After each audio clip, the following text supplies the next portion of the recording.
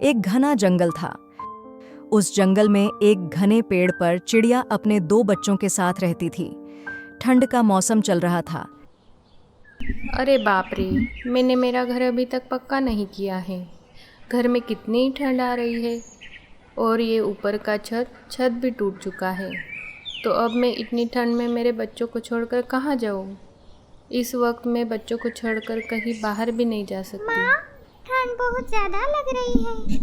चलो ना, हम कहीं दूसरी ओर जाकर घोंसला बनाएं। बच्चों, इस वक्त हम यहाँ से कहीं दूसरी ओर जाकर घोंसला नहीं बना सकते।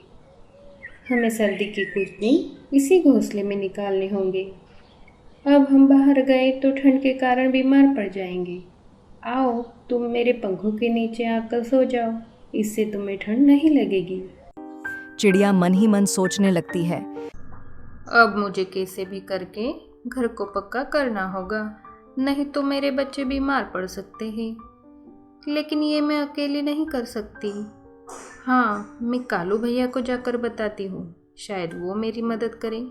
चिड़िया बच्चों को सुलाकर धीरे से घर से बाहर निकल जाती है। चिड़िया को रास्ते में ही कालू कौवा दिखाई पड़ता है। तभी चिड़िया कहती है, कालू भैया, सुनो ना, मैं अभी आपके ही घर आ रही थी।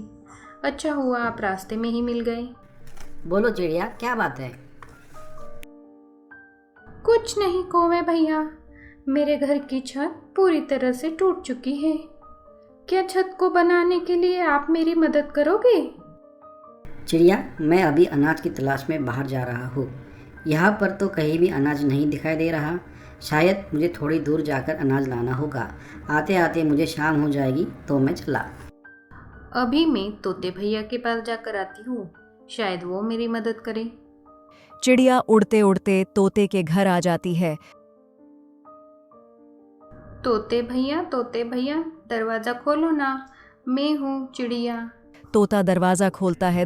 बोलो चिड़िया, क्या हुआ? तुम इतनी परेशान क्यों दिखाई दे रही हो? तोते भैया, मेरे घर की छत पूरी तरह से टूट चुकी है। क्या आप छत को बनाने में मेरी मदद करोगे? मेरे घर पर बहुत मेहमान आए हुए हैं। चिड़िया, मैं तुम्हारी मदद अभी नहीं कर सकता। ऐसा कहकर तोता जोर से दरवाजा लगा देता है। मैं अभी कबूतर से जाकर पूछती हूँ, शायद वो मेरी मदद कर दें। चिड़िया तोते के घर से भी निकल जाती है। उड़ते उड़ते वह कबूतर के घर आ जाती है।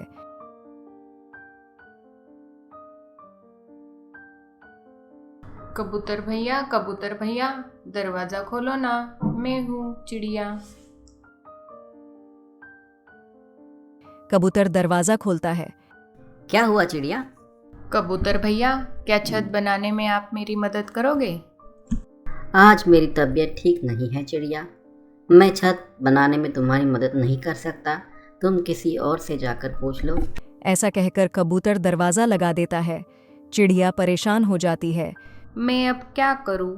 किसके पास जाऊँ? कोई मेरी मदद नहीं कर रहा। मैं अब उड़ते उड़ते बहुत थक चुकी हूँ।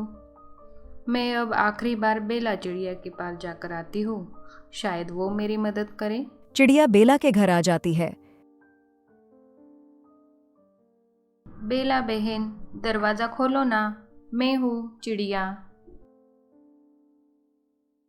ये चिड़िया कुछ न कुछ काम बताने आती ही रहती है। इस बार मैं दरवाजा ना ही खोलूं तो अच्छा है। वैसे भी बाहर कितनी ठंड पड़ रही है। मैं तो अभी सो जाती हूँ, शायद बेला बहन सो रही होगी। अब क्या करूँ? मेरी मदद कौन करेगा? तभी वहां से सोना चिड़िया जा रही होती है। वह चिड़िया को देखती है। अरे ये कौन चिड़िया हैं और क्यों रो रही हैं? वह चिड़िया के पास जाती है। क्या हुआ? तुम क्यों रो रही हो? चिड़िया उसे सारी बात बता देती है। अच्छा, तो ये बात है। तुम कौन हो? पहले कभी इस जंगल में तुम्हें नहीं देखा। मैं सोना चिड़िया हूँ। मैं इस जंगल में अभी कुछ दिन पहले ही आई हूँ। मैंने यहाँ एक बड़े से पेड़ पर घोंसला बनाया है। मैं और मेरे 2 बच्चे वहाँ पर रहते हैं। मैं छत को बनाने में तुम्हारी मदद कर सकती हूँ। चिड़िया यह सुनकर बहुत खुश हो जाती है और वह दोनों उसके घर की ओर निकल पड़ती है। रास्ते में पड़ी कुछ सूखी लकड़ियां वे दोनों अपने साथ ले लेती हैं। घर आते ही सोना और चिड़िया अपने काम में लग जाते हैं। सोना नीचे से लकड़ी को बांध देती है, चिड़िया छत के ऊपर वह लगा देती है। सब पक्षी चिड़िया और सोना को देखने लगते हैं। देखते देखते ही छत बनकर पूरी तरह से तैयार हो जाती है। आपका बहुत बहुत शुक्रिया जो आपने मेरी मदद की। चिड़िया बहन, हमें हमेशा किसी की भी मदद ज़रूर करनी चाहिए और जो संकट में मदद करे वही सच्चा दोस्त होता है। आज से तुम मेरी एक अच्छी दोस्त बन गई हो। चिड़िया सोना बातें कर ही रहे थे, तभी सब पंछी उनके पास आ जाते हैं। तो हमें इस कहानी से यह सीख मिलती है कि किसी के भी कठिन समय पर हमें उसकी मदद ज़रूर करनी चाहिए।